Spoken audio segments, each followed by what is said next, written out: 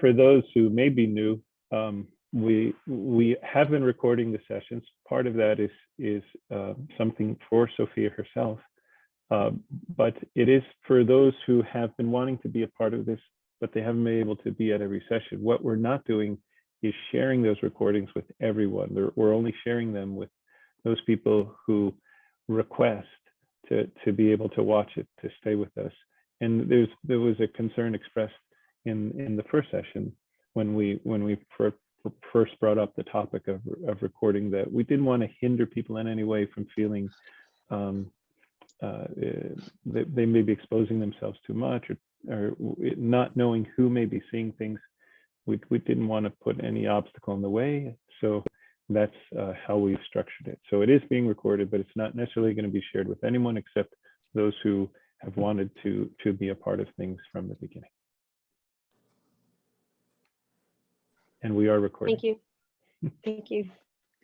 Thank you, Stevie, for that reminder, and Father Patrides for that disclaimer there. It is great to see your beautiful faces, and most of you have been, actually all of you, I think, have started with us from the very beginning. I'm so grateful and thankful for your bravery to continue into this, to the discovery of what might be helpful to keeping us on that track of salvation in oneness toward our spouses and with our spouses. And so I'd like to say that Dr. Philip Mamalakis is here joining with us with his wife, which he is the author, one of the authors of the book that we have been using as reference for our studies today. So Dr. Philip, did you have something you wanted to say? I wanted to say thank you, and I look forward to your beautiful offering. That is all I want to say. I want to say one other thing. I want to say thank you for all your time that you put into preparing and to offering. And that is the greatest gift I can receive, is that other people take this and then they offer it. So thank God. Thank you. And thank you for having me. Absolutely. And we thank you for writing such an approachable study, something that, you know, an everyday person can really just say, hey, I'm going to try to implement this. And I mean, this is not a premarital class. And so we've been able to take the principles from this study, from your book, and continue to apply them where we are. And so that is, I mean, that speaks to how great the material is and how it just continues to teach us throughout the years that we've been married. So thank you for that. So just to recap where we've been, our first session, we grounded ourselves in the understanding of what marriage, what the church says marriage is, and how important it is for us to have a right understanding of what marriage is, to help us to come back to that path, to that definition when we're making choices, when we're facing challenges throughout our everyday. The second session, we identified some of the dangers that we can face, and we identified the 4 horsemen of the apocalypse, and we talked about criticism and contempt and defensiveness, and how some of those things work to take us off of the path of oneness. And we had some really great discussion there. Session 3 was about where we've been, and we were actually able to look at a genogram and see how useful it is to reach back and look into our past and see how some of the patterns in our past can actually replay themselves in our own lives and in our own marriages, and how we can make a decision to come against some of that, the homeostatic balance that sometimes we create together to maintain some patterns that are not helpful to keep us on that, that take us off of the path of oneness.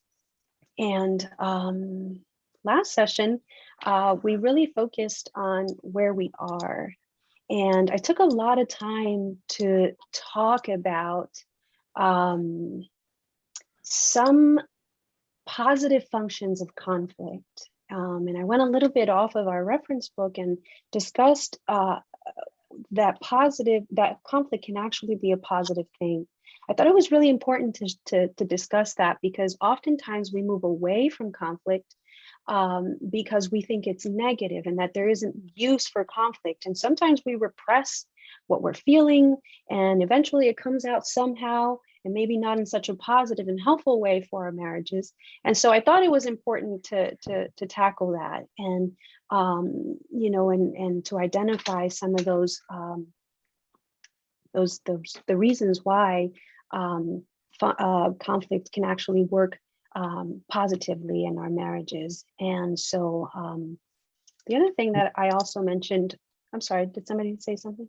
May I just interject, Sophia? So Yeah. Sophia's, particularly the materials that you prepared for us last time, I think there was so much to digest, and people really were wanting to digest it more and read over those slides more. And you shared it with me, but I haven't been able to turn around and share it with everyone else, because I don't, my laptop or my desktop are not Apple products, and the manner that you shared it with me was from a Mac. So you noticed in the message that I sent to everyone, if you would like a copy of what Sophia shared with us, you'll probably need to approach her directly.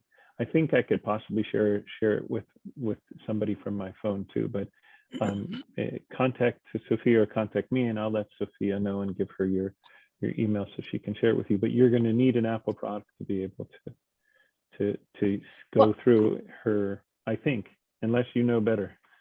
Tell me.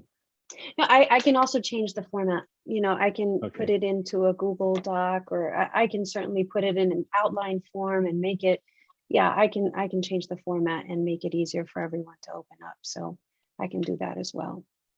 And then share it with you, Father Treaties, if that's okay. Okay, great.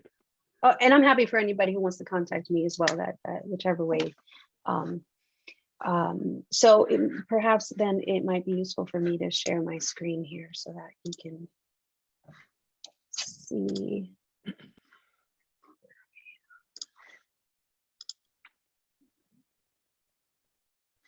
Can everyone see my screen? Yes. Okay, Yes. it's not full blown. Oh, there it is. Okay. So see, these are some of the positive functions that we discussed. Let me ask everyone, when I discussed this last week, the positive functions, well, first, actually, let me start here. How many of us have had difficult time with conflict, or maybe have had a negative outlook on conflict and in relationships? Yes, everyone. Okay. Yeah, so that's some of us. Mhm. Is it helpful to know that conflict can be positive? Very much. Yeah. Yeah. Can maybe one person say why conflict has such a negative connotation, perhaps for yourself?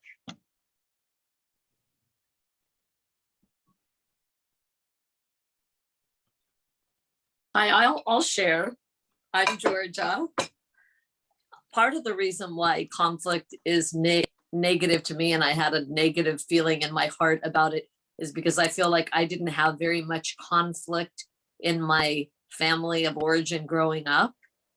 And I think I had very loving parents who were in the faith and who are wonderful, but I think also that we could avoid it sometimes a little bit and kind of go to the positive side and kind of brush over it. And I mean, I really don't think that we had a lot of conflict, but there was probably some things percolating that we didn't openly discuss well in a healthy way. And therefore, when I was blessed to get married and then slowly give birth to 7 children over all the years, and conflict was inevitable, I didn't know how to handle it very well, and it was scary, and it also felt like negative and unpeaceful. And I definitely believe. Anyway, I'll just finish by saying I know and trust that through our marriage, it helps with the salvation of our children, and so do our children and conflict. So my heart has been growing in this area. And how brave is it that you made a decision to actually do that work and maybe not fall into, how it is that you saw things that, as you grew up, and how easy it is to sit there. And I think it's a choice, the bravery that it takes to actually do something different. Sometimes we don't have much of a choice, but we do actually. So, or we feel like we don't have much of a choice, but we actually do. Anybody else? Thank you, Georgina. I think for myself, Sophia, I think growing up, we talked about the genealogy a couple weeks ago, and the way things that took place in our family. I think for myself, growing up and watching the way my family responded to conflict, it was most likely, it was a way, it was done in a way of fighting or yelling or cursing and all of that. And for myself, I grew up watching that, not only with my family, but just in the surroundings that I grew up. If you had a situation with somebody, you would just fight. You would go outside and fight. But I think to sum it all up, self-control and my temperament. And because I had to work on my temper, it was a way that I had to learn self-control. So every time I thought about a conflict, I thought about my temper and how do I control myself so that I don't act out in a way that's only going to be worse. So when it comes to relationships, I've had to learn to hold my tongue a lot and to control my temper and just to go and do that mental work, to do that internal work that needs to be done so that, things don't turn out for the worse in a long haul. But self-control, having that self-control when conflict does arise. Mm. I kind of went around the world, but that's it there. Oh, no, that was good stuff. It was good stuff. And I'm right there with you. I remember myself growing up and the way, my mother and father, dealt with conflict. It was one of them that was always the pursuer, the other one who was always the one who moved away. And the pursuer was always very volatile and very, just very aggressive in the way that that person decided to actually confront. And so for me, conflict was definitely like, you're either ugly or you move away. And that's how it was, so yeah. Anybody else? All right, so we'll just keep moving here and feel free to stop me. You might, So are you able to actually make your screen a little bit bigger for us to? sure. Is it small? There we Better? go. Yeah. Okay. Hold on, let me see if I can. I put the fancy animation on there. And it's gonna slow us down here. Hold on. Okay. So there are some of the positive functions of conflict. We also discussed some of the steps to fair fighting. And I'm not in love with the word fighting. However, it is what it is sometimes when we come into a disagreement. But yes, Dr. Phillip. That was, I didn't touch that, but please continue. Thank you. Okay.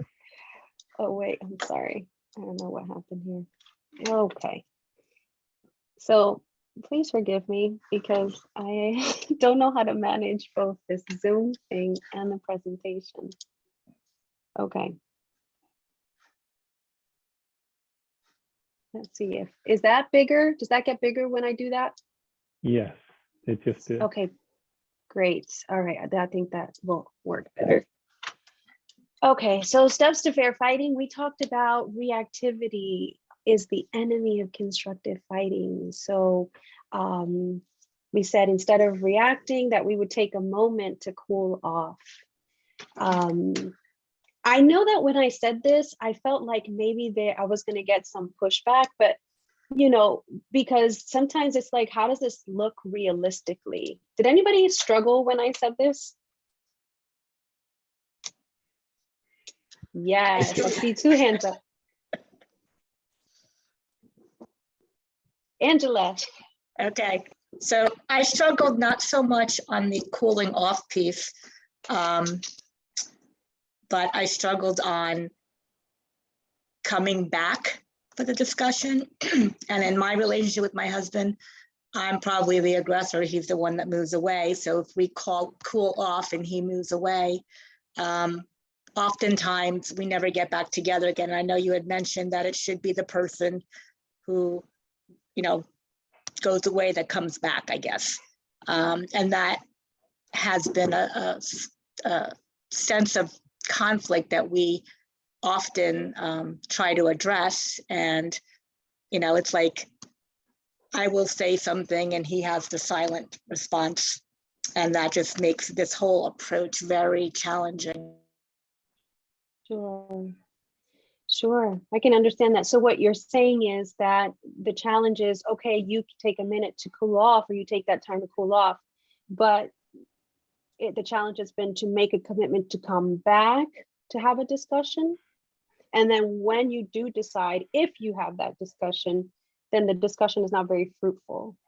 Is that what I hear you saying?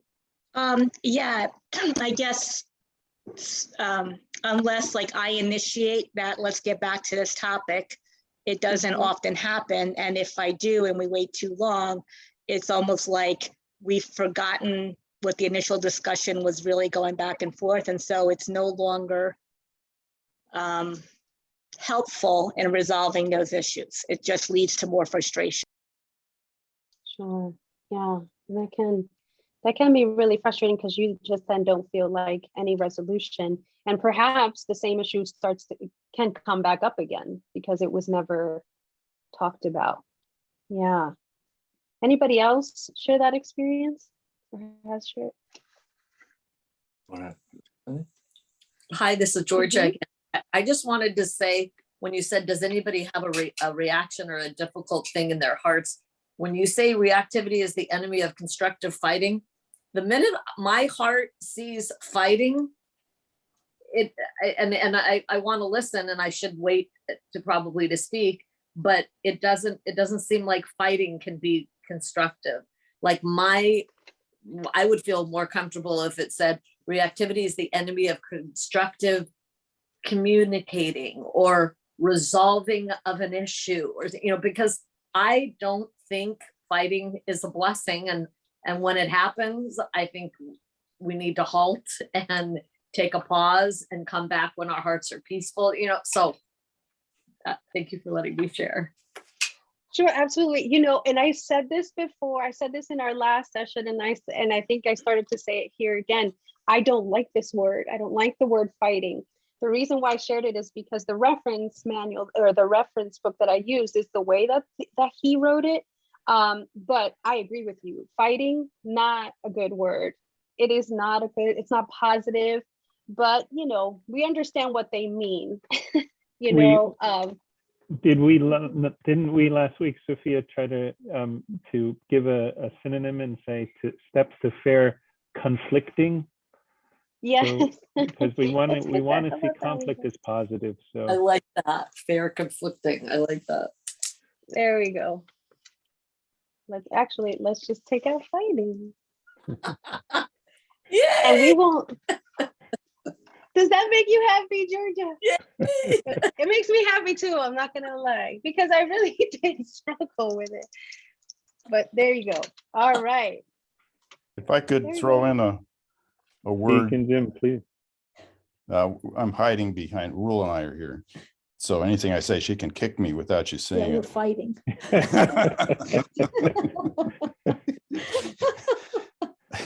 2 thoughts. One, Fighting, I agree, it's kind of a tough word, but I grew up with, it wasn't a bad thing.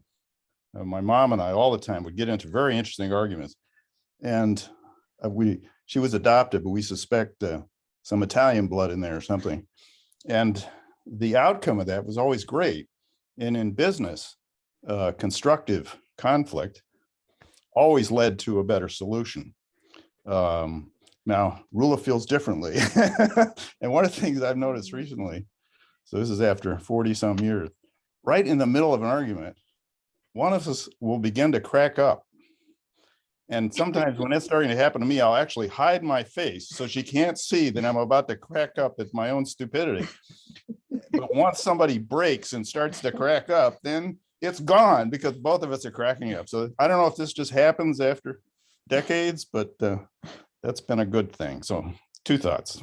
I'll hide behind the Lord as I drown.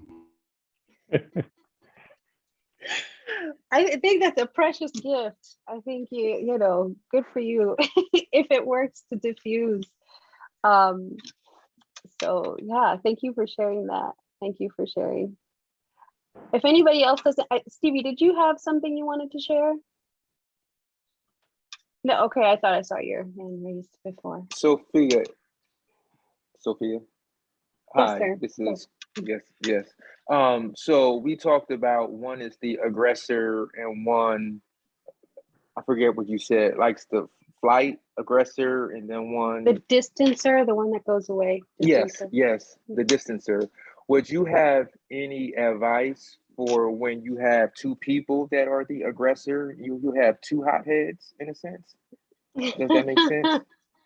Sure. Because I've seen those type of relationships where both individuals are the aggressors and they just go and they're so stubborn to where, you know, they just go on and on. Any advice for those types? Yeah. And I think that even in that, there could be people who like the conflict, as Deacon Jim was saying, like, and not like it but just like this is how they're used to, you know, communicating and how they're used to dealing, you know. So, you know, I think that the same principles still hold. I think that, you know, the reactivity, you know, that moment, you know, when that argument or that conflict is about to ensue, especially with 2 people who are aggressors, I think that this is most important for that type of couple, is to take a moment to step away and really self-assess and really take a time. And yes, Dr. Phillip. You know, I feel a little bad because we missed your beautiful talk on fair fighting. But it's interesting because I think if both are aggressors, I think the church gives us some ground rules about it's okay to be aggressive. Just there are some ground rules around how you do that in a way that, I mean, if they're both in my marriage, it's not the case. But if they're both aggressors, things like there's never any profanity that's allowed. Things like you never attack the other person. Because if you get 2 people who are passionate about ideas, you know, actually John Gottman showed that that's a successful formula. But the church teaches us you never attack your spouse. But being aggressive is different than attacking. And I think that line is important for us to understand. The dramatic sharing of ideas, you know, that really works for some people. But the attacking and, for example, the swearing or name calling, maybe those kind of ground rules would make a difference. Yes, thank you so much for sharing that. I think absolutely. Thank you. Thank you for sharing that. And that's the contract that you're making within your conflict, right? Like we talked about, you know, the 8 positive functions, and we mentioned, you know, what was it? Creating new methods in the couple for handling conflict. So that is, you know, you have an opportunity to decide, hey, this is how we are. This is who we are. These are the ground rules. This is how, you know, this is a deal breaker for me, so to speak, in a conflict, you know? And so thank you, Dr. Phillip. Absolutely. That's great advice. It is cultural too, isn't it? To a certain degree. Ooh, anyone yeah. who's gotten to know people from the Middle East, so we talk about Italians or Greeks, but for me, the closer you get to the Holy Land, the more sparks fly, and I can hardly think of an Arab that I don't also know is, and families, and I being with families from Palestine and Syria and Lebanon, and in their homes and with them. And I just think to myself, if people didn't know them well, they would think that's all they do is argue, because they're always practically shouting at one another. But if you mention, why are you shouting? They look at you like, no, this is how we talk, Right. Yes, I am Puerto Rican. I grew up in a Latino family, obviously. And so, yes, that is true. True. Absolutely. You get in a room with a bunch of Puerto Ricans and they're like, we're not yelling. Yeah, okay. But yes, so absolutely can be cultural. And the Germans and the English, it's just very different, But they're not belittling. They don't put, name calling and really hurtful statements about the other person. They're just really passionate about what they believe. And we don't want to have a cultural norm that the Christian is the quiet one. Well, no, the Christian one's with loves. And that might look different. Thank you. Yes, Stevie. Hey, I'm sorry if this is not the right time to ask this. Maybe a better time would be later, but I didn't know if you were going to cover this at all. I'm wondering about when you have this aggressor. Excuse me, John, 1 second. Is there too much background noise right now? No, go ahead. No, Okay, sorry. So I'm wondering, I guess what I feel, because I'm definitely the aggressor in my marriage, is that it can be a form of controlling all the dialogue, because I'm happy to talk. I love to talk. It's not an issue to raise my feelings, all of them at once, without measure. But then because my husband doesn't really like to air these kinds of things, he doesn't share his side of the story as much. And so I feel like instead of, it's not fair conflicting, it's unfair, because I'm just getting all my needs out, and then he doesn't, how do I give him a chance to air his needs, I guess, besides listening when he sorry, yeah, I'll just stop there. You don't have to stop. I think, it's so funny because that's in session 5. That's kind of where we're going, right? We're talking about speaking towards oneness and listening towards oneness. And so that's a really good question. And, just to give you a short answer, and Dr. Phillip can chime in here, or anyone else who has some good thoughts. There is a practice of taking time to listen to one another and being very intentional about that. And if that other person, you're saying your husband in this case, struggles to share, and it's much easier for you to communicate how you're feeling, perhaps asking him, what he needs to be able to communicate, and taking that time and slowing things down, and giving him some space. Anybody else have any thoughts?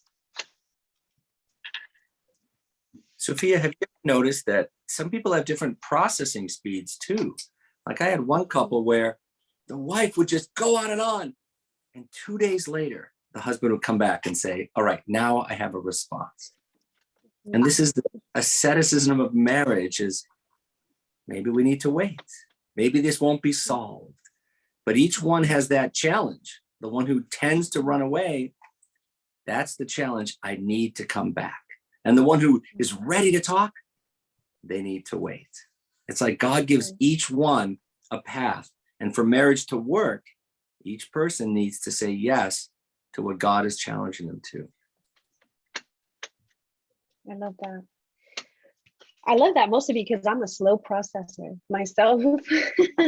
You know, I am, and Cornelius will tell you, it takes me some time. I'm not a reactive person. I'm not, it takes me a day or two, as you mentioned, Dr. Phillip, to really, wait a minute, did they say that?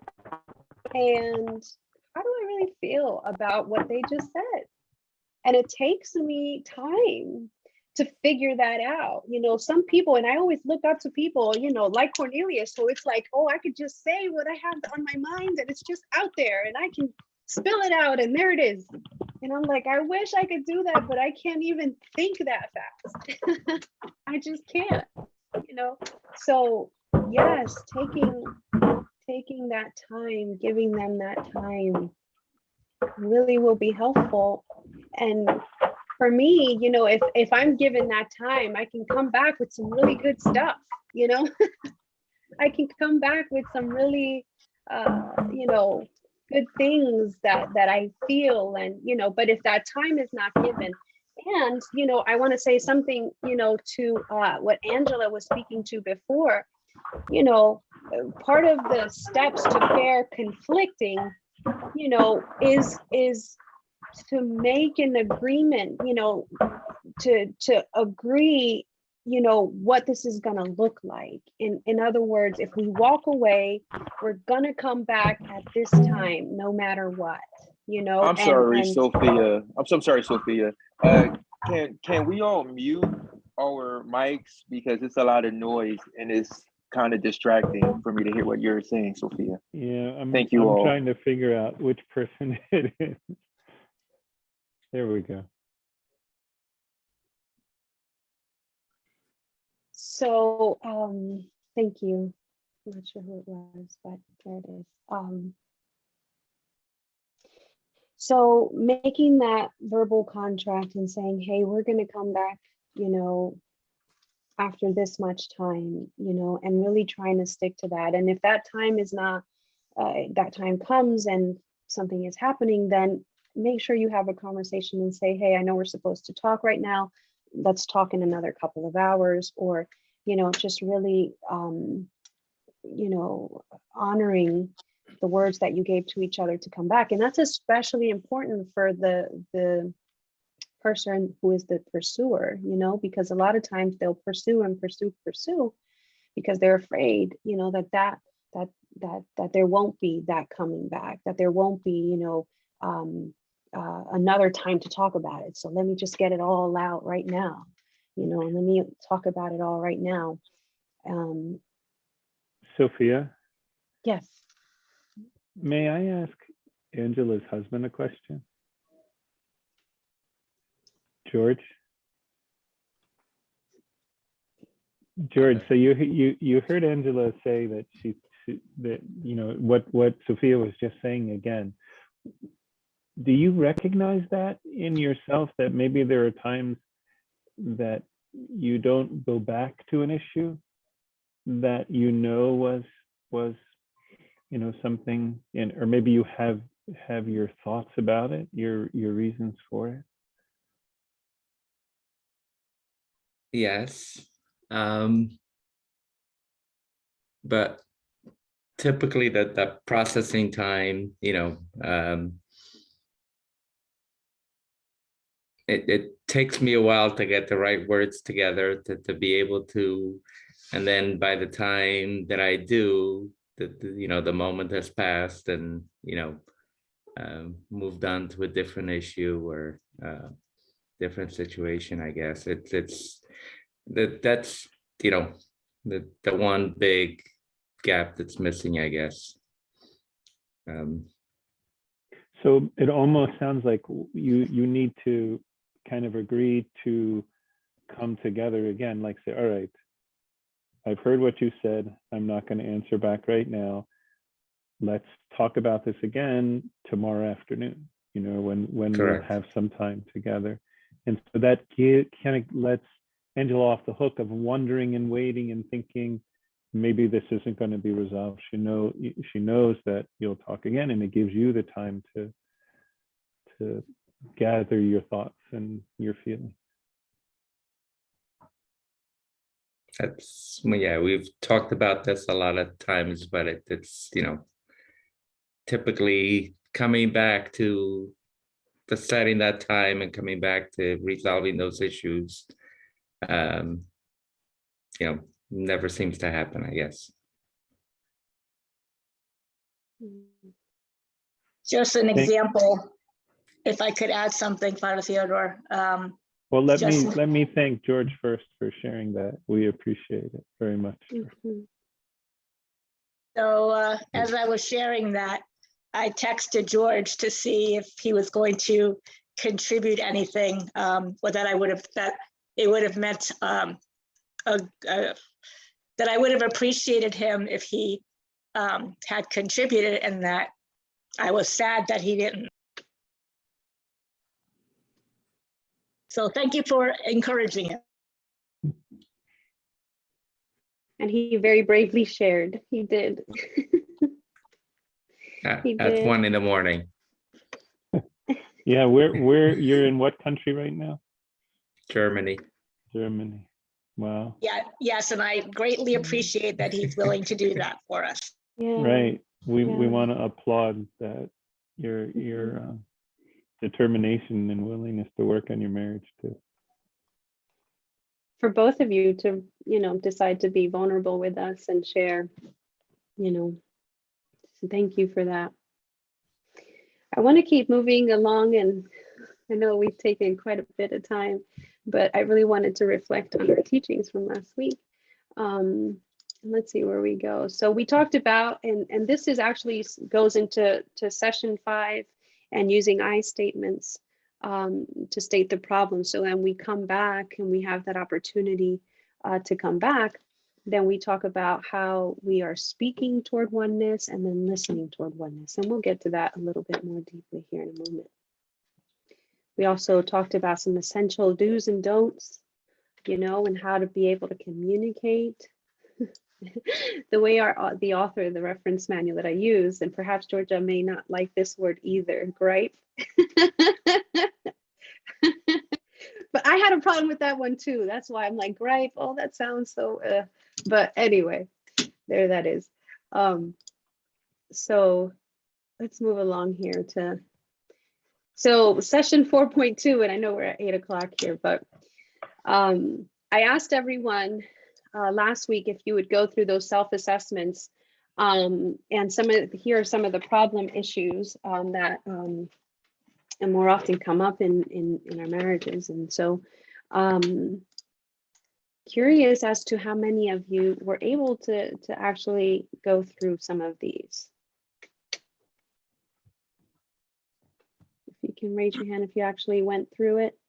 Okay, some of you, good. Okay, well, I have it right here on our screen. So for those of you who did go through it, then I'd ask for you all to share first. And then for those of you who did not, if you want to just quickly, we're going to start here at this communication piece, which we've spent a lot of time on, but I think it's really important.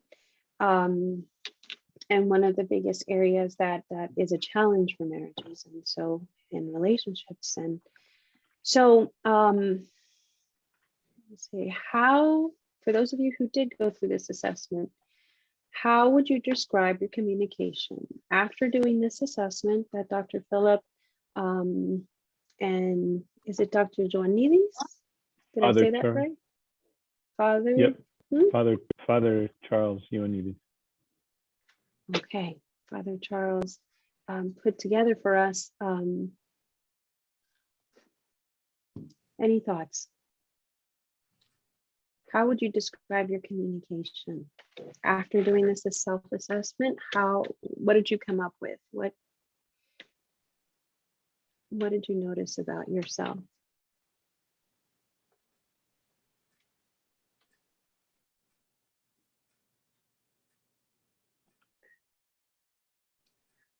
Well, may I throw one out for us to discuss here?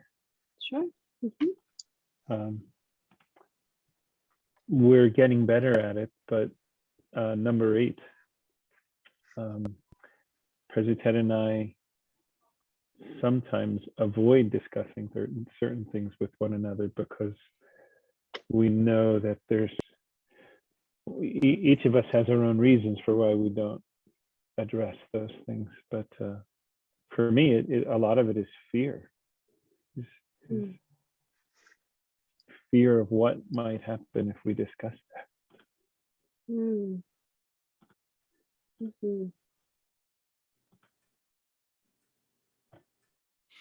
What are you afraid of, Father?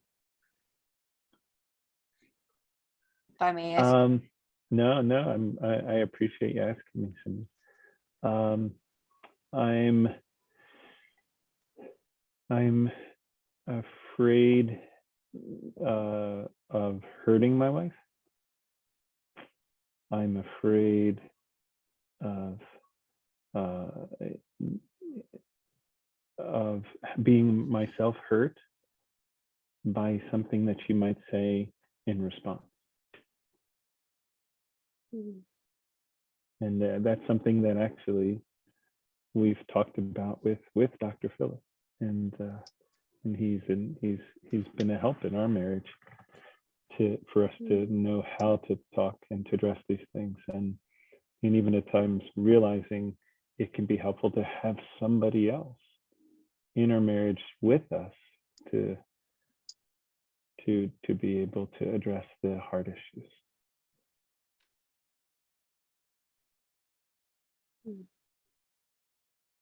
Thank you for sharing, Father Patrides. I think you weren't alone in missing question 8. I'm just looking at the, having been in Germany for 2 weeks now, Angela and I kind of compared the notes on the list electronically, and we both skipped questions 7, 8, 9, and 10. So I guess we both avoided both all those topics. When you say you avoided, you mean that you? We didn't I electronically, checked the questions and sent them to her, and then she, texted back the kind of a picture of what she had done on paper, and we just both didn't answer any of those questions. Well, actually, I feel comfortable talking about anything with him. I think it's the other side that we often, many times it's a one-way discussion, which is one of the, the whole stonewalling, I guess, is the course that we always try to address. And then, of course, with the stonewalling, I end up doing the other 3, so. All right, we can move away from this now. I'm sorry. What did you say, George? Oh, I say we can move away to the next part of the presentation now. Touché. Dr. Philip, I think, wanted to say something. Hi, thank you so much for all of your vulnerability and for sharing. And I wanted to say something that it's so beautiful how God gives us these people who can help us, because just like Father Theodore said that Philip has been able to help them, Father Theodore has been helping us since the day that we met each other practically. And I remember one of the first biggest challenges that we had when we were either dating or engaged, and we were like, we called Father Theodore, we're like, can we meet you at your office in 12 minutes? And it was incredible what happened when we invited him in. It's like, inviting Christ in. But I just wanted to say, speaking of those fears, because a lot of those same fears come up for me that you were talking about, Father Theodore, and I love how you said fear for not wanting to hurt her as well as not wanting to be hurt. I heard someone say the most beautiful prayer that they try to pray before they ever have a talk with their spouse and with their mother or with people that they know that it's a little bit hard discussion. And she said, she's from the South, and she said, no matter what, I get on my knees and I just look up at the Lord and say, will you please put a bubble around him and put a bubble around me and my heart, so that nothing I say will hurt him and nothing he says will hurt my heart in the wrong way, but that we would each hear just what you, Lord, would have meant to be for me. And that I feel like is such a blessing to be able to take that pause and say that prayer, and also to pray with the other person when we're able to before we start our discussion. Do you want to share what makes it hard to come back? Because for poor George on that phone, what makes it hard to come back George, when you say, let's talk in 24 hours? George, I'm right there with you. I think, you know, to quickly sum it up, because I also just spoke, I'll say sometimes it's scary because I feel like I'm going to be attacked or criticized or shamed, and or that you know, I happen to be married to a man who knows a lot about all of this. George, I'm sure your wife also knows a lot about all of this.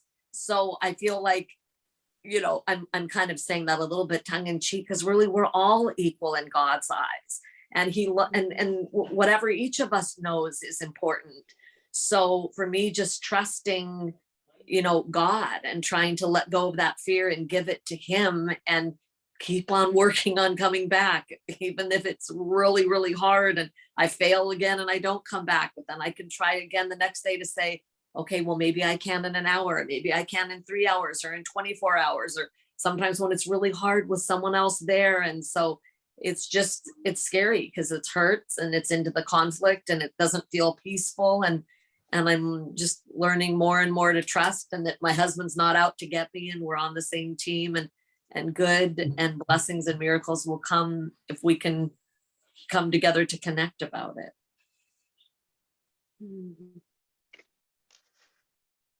George, any thoughts about that? How do you feel? No, I totally agree. I mean, the part of the problem is coming out with the words, but like, who was it earlier? Stevie had it, you know, she nailed me right, you know, right to a T, right? That her husband and I are the same. And yeah, when, you know, tell her and Angela, it will be okay, you know, even if we don't come back with all the answers, you know, we're still here. Yeah. Well, it's not the answers we want, it's just a discussion that we want. I just want to add one more thing to say. It's not the answer we want, it's connection and intimacy we want. Mm. And I also really think that if we have rules, if anybody wants some good rules, we have some rules that we try to abide by, to not discount each other. And when one person's coming at the other, you know, to be able to say, could you possibly restate that? And then I might be able to hear it better. And having ground rules and that type of thing can be extremely helpful.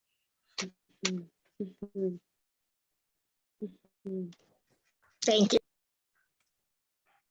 May I share something about this conversation? I just had kind of an aha moment looking at the communication list and thinking about it in the context of what everyone's saying, particularly George and Angela. I mean, first I want to say, like, I was really thankful in the list. I think it kind of helped me going through the list of these different communication questions, made me realize how grateful I am for the communication we do have in my marriage. But the one question that I thought, yes, this is true for me, is number 10. I can't always turn to my future spouse for emotional support. And I just kind of realized, like, oh, I wonder if I feel that way because I feel like he's not sharing his feelings with me. So I feel like there's not that, like, openness that you have when you know what someone else is thinking, that you can, like, trust them because you know how they're responding to you in their head. Like, I would rather he would yell at me and, like, just tell me exactly what his frustrations are, and that maybe I would actually feel like that was more supportive than the other way around. But also what Father Theodore said about there are some issues we can't discuss. I think my husband, I have to check with him. We haven't had a chance to compare notes yet. He might feel like that is true because I'm yelling at him about so many things, and that might mean he doesn't feel emotionally supported by me. So thank you. This has been helpful. Oh, good. Good. I'm so glad. Yeah, he may feel flooded with all of the information, and if he's a slow processor like I am, then he might be sifting through all of it. It's hard not to take it personal, and it's hard, and like Dr. Philip and Georgia were saying, like the intimacy and the connection, and for you, you're looking for that, when you don't have that, what your expectation of connecting looks like, then you feel like you haven't been met. And and for him, he's simply sifting, perhaps, sifting through the information and processing all that was said, and needs some time away. I think there is value in setting these ground rules. What is our time together when we disagree going to look like? What are, those things are really important. And and not, like, kind of the theme of what I've been hearing a little bit has been, it's not perfect. It's not going to happen perfectly every single time, but even, in the practice and in the humility of saying, we didn't meet it this time, that even grows intimacy, that even grows connection, because there's an awareness of not meeting what you both agreed to, and even still just naming it, can be, moving toward each other. And so, yeah.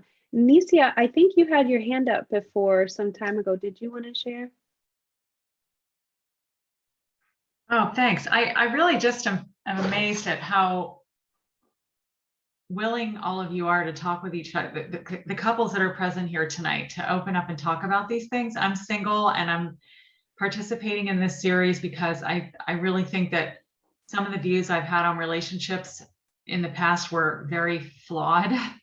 So I think that it's wonderful that you're willing to work through the conflict and in this healthy manner. And I know that nothing is ever perfect, and it's really hard to open up to somebody and have really serious discussions about very, very what's the word I want to use, about subjects that can potentially cause a relationship to end even before you get to the marriage point, for example. So people would naturally be afraid to talk about some of these things because it might bring to awareness that the couple is not compatible. It is so important for people who are not married to do this. I have to just emphasize that. I swear, in front of God, I will be doing this when I date somebody and it's a serious relationship and I want to marry him. So thank you so much for sharing this. Nisia, those are beautiful words. Thank you so much for sharing that. And I think that what you're seeing here, and this is my perspective, is people risking to love. It's a practice of that. It's a practice of risking to love. Even coming on here and sharing vulnerably, it's a risk to love. And sometimes that's not always met in the way we'd like. However, that's what we're seeing here, and it's really beautiful. Thank you all for sharing. I appreciate it. And it seems like all of us do. We have Stevie and then Cornelius. Thanks. I just wanted to respond to something you said in your response to me, Sophia, which was, I forget how you phrased it, but I had said, I don't always feel like I can rely on my husband for emotional support because he's not responding to me in the way that I expect to be responded to in an emotionally supportive way. And you basically said in passing something to the effect of the way that you expect, implying like that he might be showing emotional support in a different way. And I really appreciate that point because I think that's so true, but I often forget it in the heat of the moment when you're stressed, that like, just because I don't feel like he's meeting me the way I want to be met doesn't mean I have to like assume that there's not emotional support happening. This is a really obvious point. Sorry.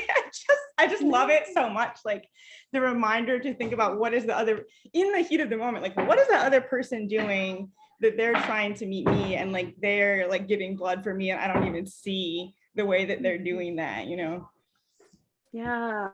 What a huge, I just think that's so that's a huge bit of insight. And thank you so much for taking the moment to share that, because yeah, sometimes, and as we've already mentioned, that we come, from families that interact and function in specific ways. And sometimes that creates an expectation of how others would interact with us, or how we expect them to interact with us, whether it's how we saw in the past or how we completely moved to the other end because that's what we saw in the past and it wasn't functional. And so, we create an expectation of, well, I don't want you to be like my whomever, and so this is what I expect you to be. And sometimes those expectations are not even communicated. And so expectations are yeah. And then for you to identify, perhaps, I'm not seeing what he is doing, how he is trying to communicate. And so, yeah, thanks, Stevie. Cornelius? You have to unmute yourself.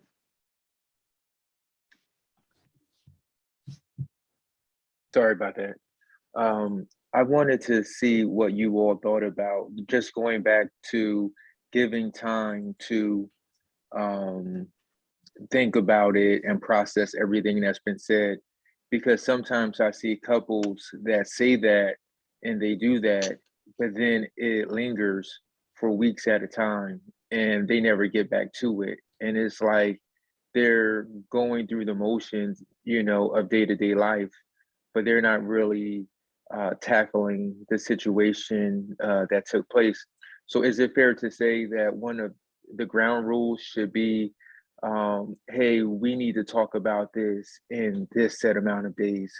Because like I said, have seen couples that have gone on weeks and they never come back to it, and then life takes place, and then it's like a mountain top of things that are taking place that they never get back to. Maybe because of that fear. I'm not sure if my question is making sense at all, but just want to get your insight on that, setting up, okay, we're not going to go past three days, because we know in 3 days life is going to happen and something else is going to come up. God bless you. Thank you. Yes, I think we shared this. I don't remember when, but it was last week. I think we talked about the coming back should be in the shortest period as possible. The shortest period, if that is possible, and it might be 3 days, but that an agreement occurs around that particular situation. You might set something across the board, hey, 24 hours, we'll sleep on it. And, but yes, an agreement. But I particularly I prefer that it would be even for myself, as short as possible, because things are going to happen very quickly. Something can happen 2.5 seconds later, that becomes another issue and a situation that needs to be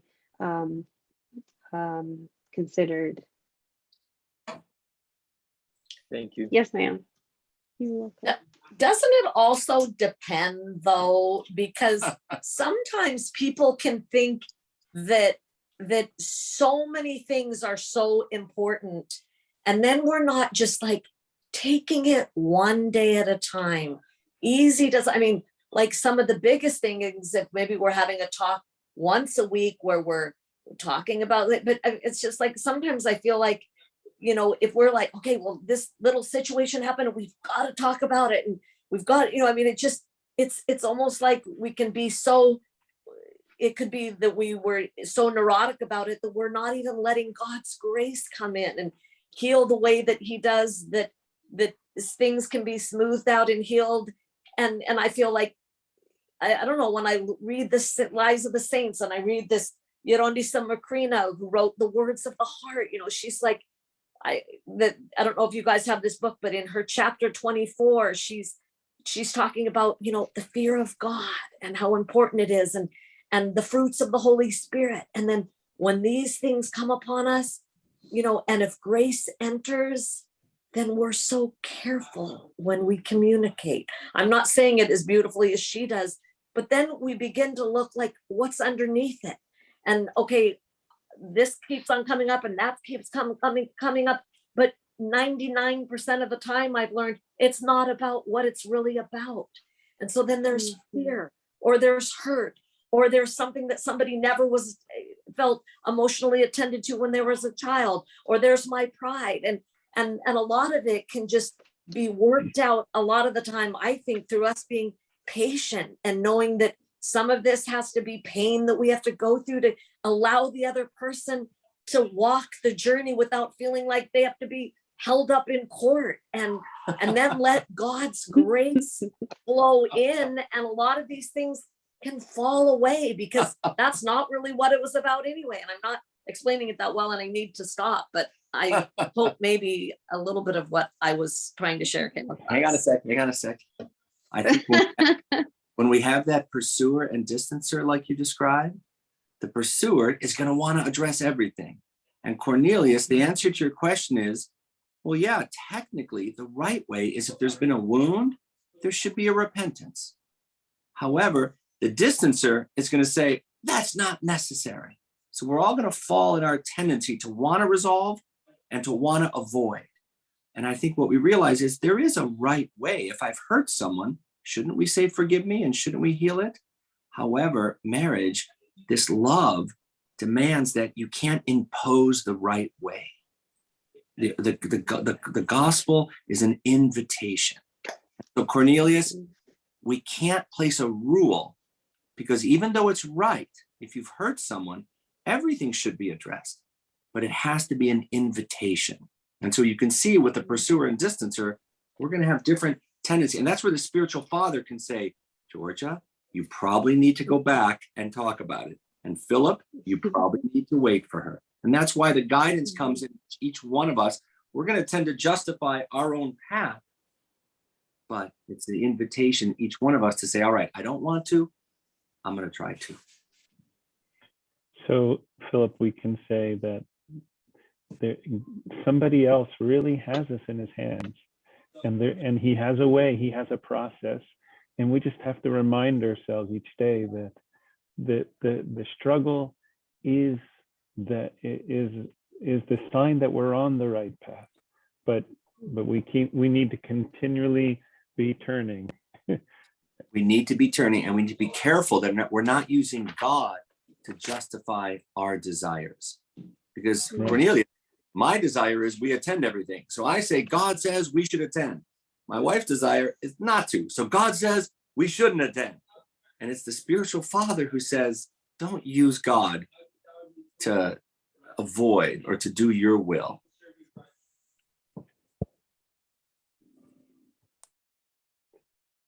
Which is a kind of a whole other topic, isn't it? That maybe Sophia. We're so sorry for talking maybe we're so much. we're gonna get there eventually in session 6.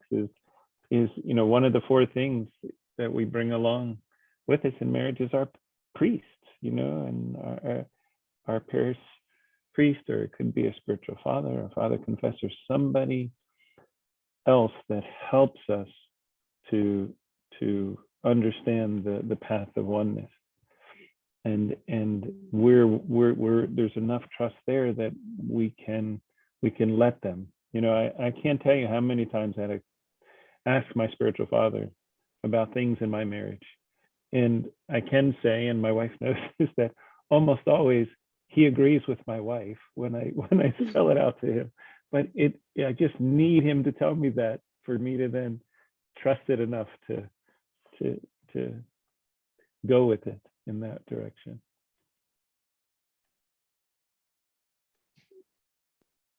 Nicia? Do you incorporate this book, for example, in premarital classes, Father Theodore? This is the book I used ever since it came out. I had my own topics, and I kind of interweave them in with these materials. And there are materials, there are certain aspects that purposely are not included, because this was written and meant to be something that you did in a group type of session. And there's those issues that really need to be have that confidentiality of just the priest with the couple.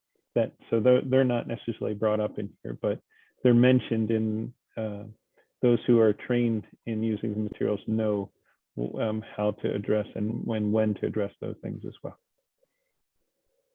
Thanks. I'm sorry if you had said that before during the course of these sessions. I just didn't remember if you did or not. No, we hadn't. We hadn't. That's great. I'm so glad wonderful book.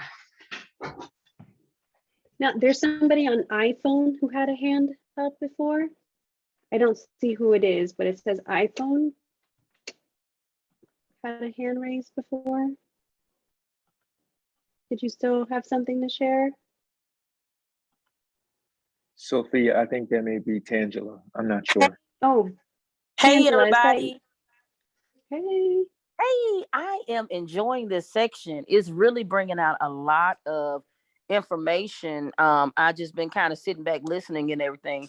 But to piggyback on a couple things, I think I've been married 2 times. I was a widower at 29. My husband was murdered. My first husband was murdered. I got married at 18, and I was a widower at 29 years old.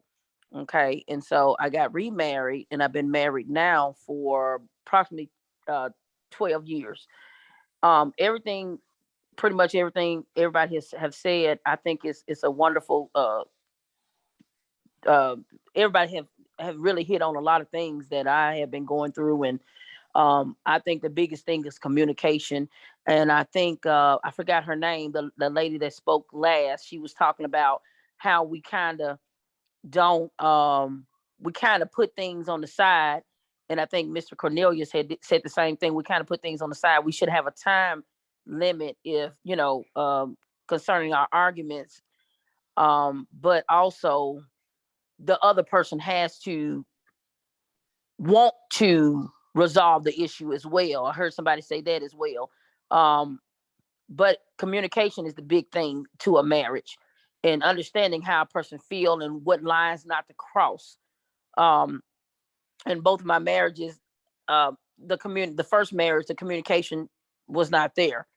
It was like, you do as I say, and the second marriage is a communication. We communicate and we understand how each other feels, and we learn to fight fairly. Nothing is perfect, and we're both, he's a pastor, I'm a co-pastor. Nothing is fairly. I mean, nothing is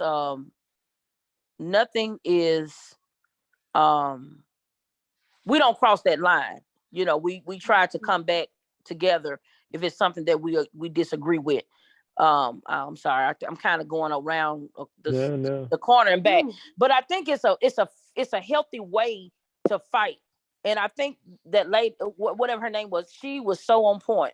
She said that we so often, I hope I'm not misquoting her, it's so often that we kind of let things go, and we don't realize that the importance of the relationship. Pretty much we start thinking about everything else, and I think Cornelia said the same thing.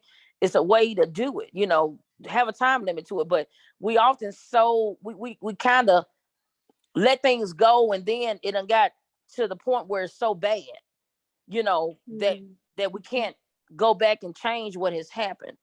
But I appreciate you guys for being open and honest, and I love this section and this community, this communication that we're having, because it's healthy, and I think talking things out is the best way to do. So, Tangela, is Tim in there? Joining us too. Yes, Tim, and I hold on one second. He is right here. Hold on one second. Come on. Hi. Hey, Tim. Tim, do you have any thoughts for us? Have you been listening in? I just tuned in. Oh, okay. I believe that in order to have, I think you guys are talking about a healthy relationship. Am I right? Mm-hmm. And communication. And communication. Mm-hmm. I think the most important thing is that you always keep the lines of communication open and try to be honest. Sometimes my wife tells me that I just say stuff without thinking. I don't really try to sugarcoat anything because I believe in telling people how it is. I don't want to take you around the corner and mislead you. I rather just, come to the front door and tell you how it is. That may not be good, but I believe in just being honest with a person so you'll know where I'm coming from and where I stand. So just loving each other in spite of our flaws. So, if that's helpful, but that's how I try to, really conduct things and be mindful of each other's feelings. Mhm. Mhm. Now, Tim, this is Kevin here. Hey. Cornelius, hey, sir. So how does Tangela respond? How does your wife respond when you tell it like it is? Is she used to that? Does she embrace that, or how's her response? Well, it depends on the topic or the situation. Sometimes she doesn't like it, but sometimes she understands it and understands where I'm coming from. But it just depends on the situation. You know what? I can answer that. I'm a very, I don't know, I can answer that. I'm very transparent. I'm not gonna lie to you. I'm very transparent. I'd rather for you to tell me the truth than to lie to me. But sometimes, even though you're transparent and I call myself being real, sometimes it hurts.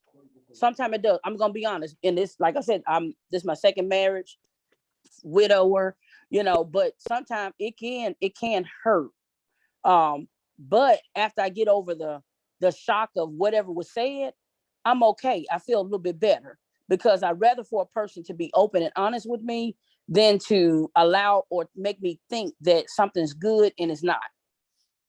So even though it might hurt, I think the honesty for me, because I'm not a real sensitive person, I like realness. I like somebody to communicate with me. So after I get over whatever it is, I'm okay, and we can be best of friends.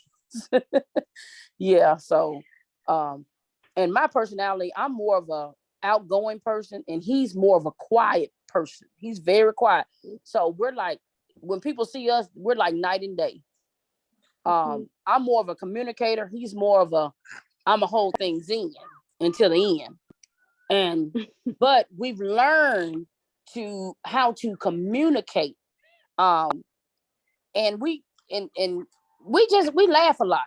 That's the thing. We laugh a lot and try to have the best, have the best time we can with each other. But it's not always good. It's not. I'm not gonna lie to you, it's not always good. But when we sit down and we start thinking about our actions or whatever we might have said to each other, because you got to realize he's not only my husband, he's my pastor as well. So there's a line that you have to cross. It's kind of weird. So we have to find a way to communicate and still respect each other as husband and wife, and him having authority over me. So I tell you, communication has to be there, and you have to you got to know when to be quiet and let each other express their feelings. Because if you don't, it's going to be a problem. Sophia, I see that as a wonderful bridge to session 5, but I also see that it's 8:32. So here's my suggestion.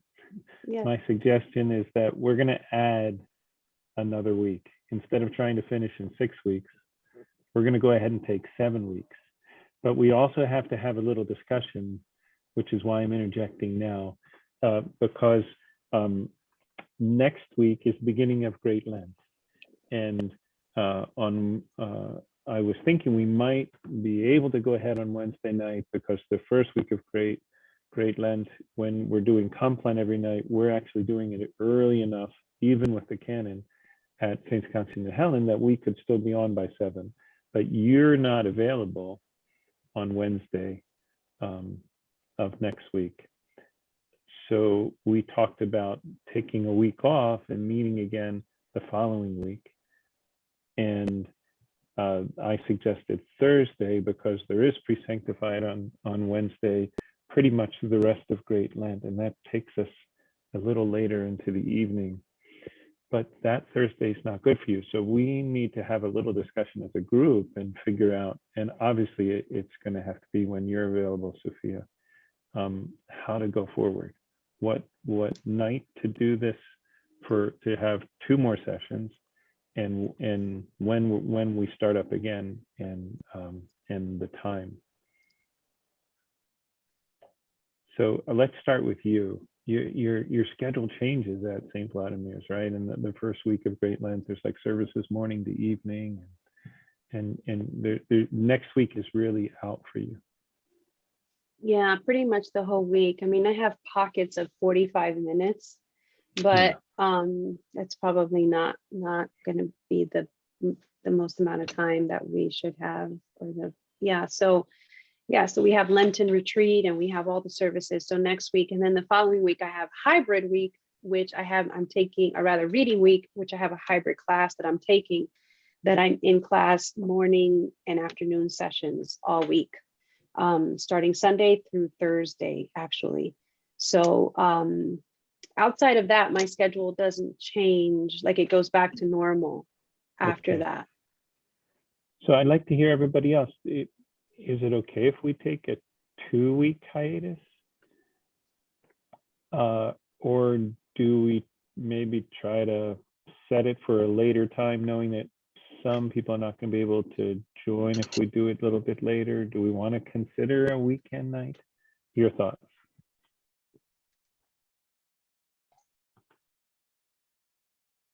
I'm open for whenever. I am too, unless it conflicts with a family event. Thursdays are not good for me because we have another Bible study going at our church. Okay. How are Fridays? Fridays, anybody available on Fridays? Yeah. The Hieratis Me services, the salutations to the Virgin Mary. And so they start at 7. So we wouldn't be able, for our community, we wouldn't be able to meet until maybe 8:30, and that might even be pushing it, because we start at 7 on Fridays for the next 5 Fridays. Would Mondays or Tuesdays work? Is Thursday possible at this time? Like, can we keep the time the same on a different evening? It's looking like it might not work for everybody. Okay. So because already Angela shared that Thursdays she has a Bible study there at her parish. All right, George is suggesting Sunday night, and I'm actually willing to do that, to finish up. So if we were to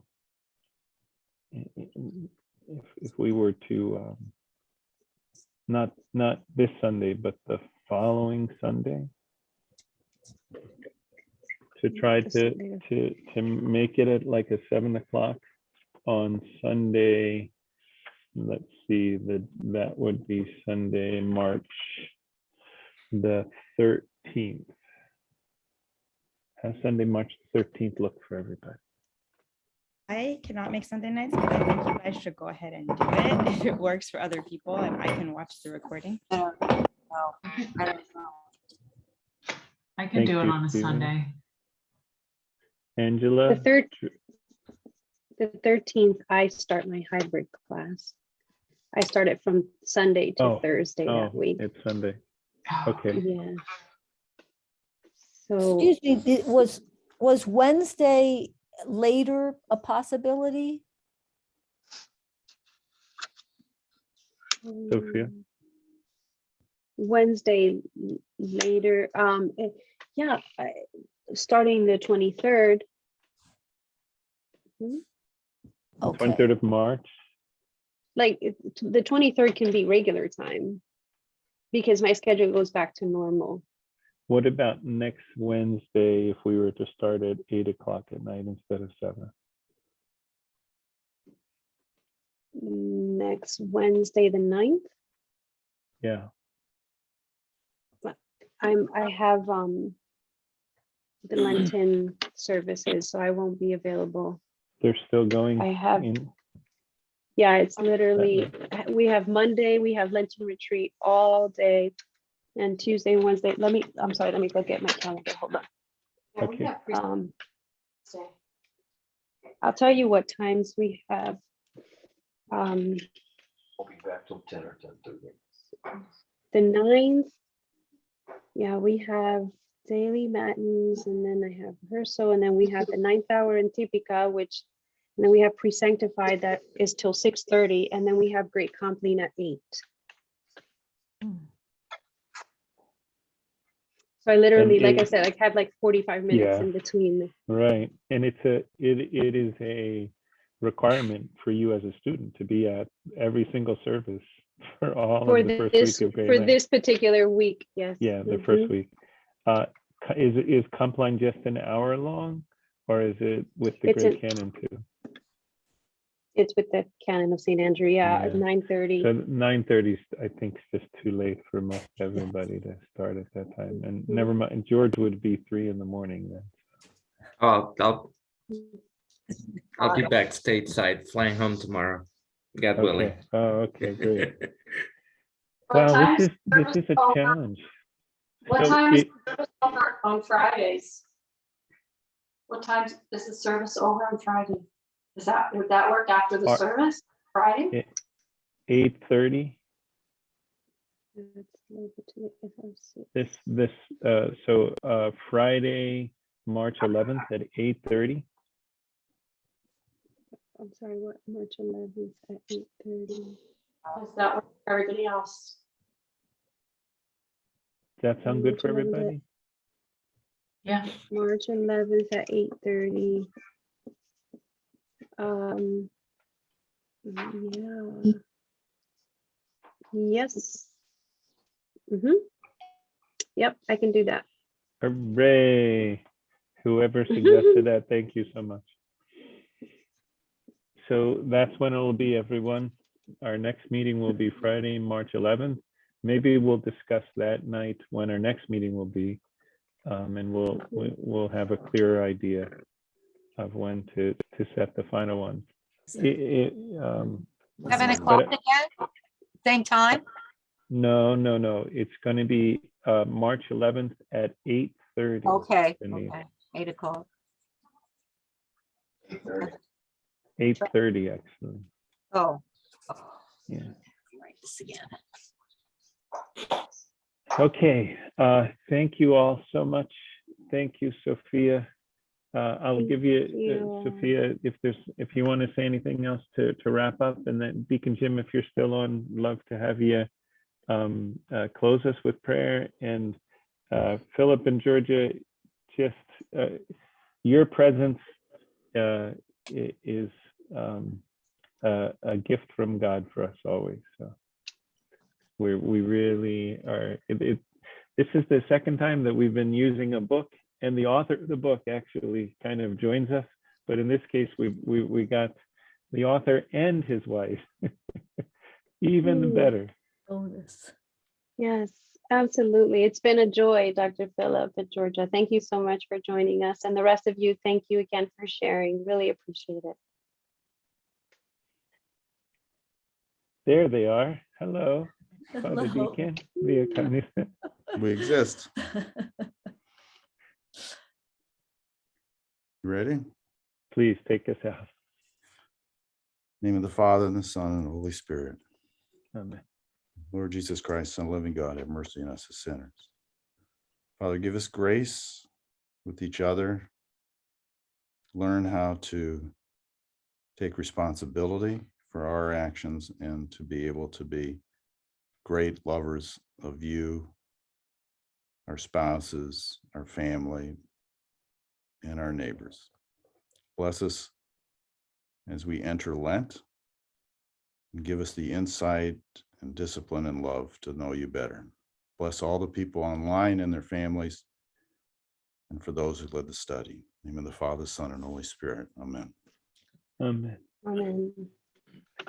We had a person not join us tonight, Jane Shaw, and Jane asked that we keep her daughter Emily in prayer. Emily is actually in Russia, but Emily has very close friends in Ukraine, in Kiev, and in the other city, the city that is experiencing the greatest amount of bombing. It's actually not just a friend, it's a family who are in the middle of that city right now. Let me just tell you their names. So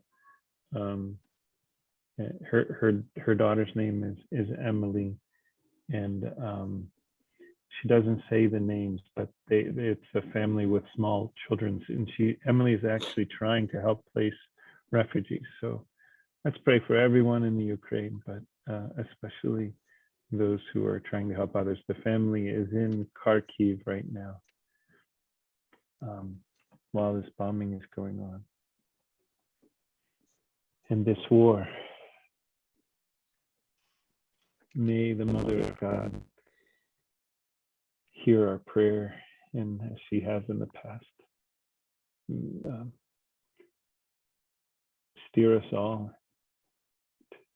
to focus on our own families and our own countries, and to live in peace with one another.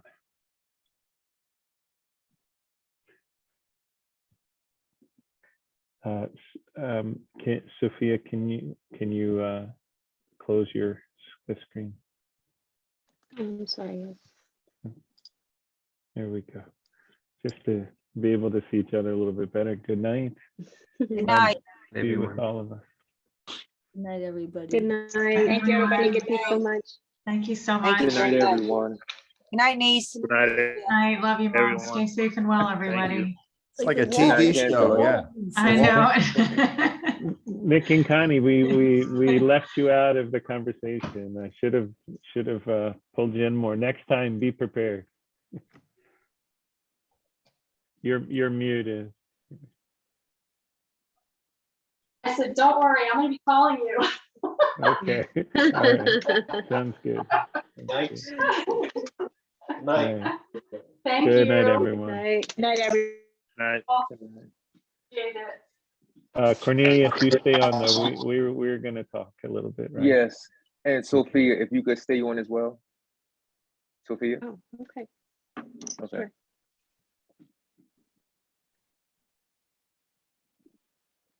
Philip and Georgia, we love you. I'm glad you asked Sophia to stay on, because are you getting those chats? I wanted you to stay on just for a second. Sophia, Oh, I didn't see them. nice job. That is so beautiful. I really want to commend you. That was fantastic. Thank you. Number one, you have the author on the phone, on the call, and you clearly indicate a gap in the program, and you nicely fill the gap. Really, you're the way you brought it to life, the way you added to it, the way you built off it, the way you facilitate the conversation. Like, this is designed just to be a framework for exactly what you're doing. And that is just beautiful how you did it. I really appreciate that. And it was great. Thank you so much for that. I think you have a real gift, and I'm so glad you're using that to, deepen your understanding and use that. So thank you so much. Thank you so much for your kind words. I really appreciate that. Thank you also for your insight and for the good work that you're doing to help our families. I Oh my love God. that. I mean, even though I think if I were to be given a choice, like if Father Petrinius would have said, "Hey, do you want Dr. Philip on here?" I would have been like, "No way, don't bring him on," because I would have been super intimidated. So I'm glad that he brought you on without even telling me. And I really am. I really am so grateful for that. And hope that we can continue the relationship and the conversation, and how we can continue to minister to couples and families and marriages. 'Cause Absolutely. Absolutely. So thank you so much. And now you know how I feel when I'm speaking and Father Theodore is on the call. That's exactly it. I'm like, why are you asking me? Just ask Father Theodore. No, I have nothing to share. Right. Georgia, thank you so much also for your insight. Sorry. Oh, no, it was such a blessing to be here. I come to Father Theodore's group on and off, and I want to remember all the time, but then I forget. And all of a sudden it's, 8:42 on Wednesday night. So I'm so grateful today. I was like, Philip, marriage is a path to heaven. And, let's go. He was like, okay. Session 5, speaking in for oneness. So it was such a blessing. And sadly, we have a ballet that we're going We to. have a conflict on that Friday, but so we won't be. We're gonna Look at she's breathing a sigh of relief. We're gonna be so sad. I'm Not just kidding. I'm just kidding. but may it be blessed. Thank you so much. I will edit out this last part of the recording, everybody. Oh, yeah. I'm going to turn the recording off. Okay. Georgia, if I may add.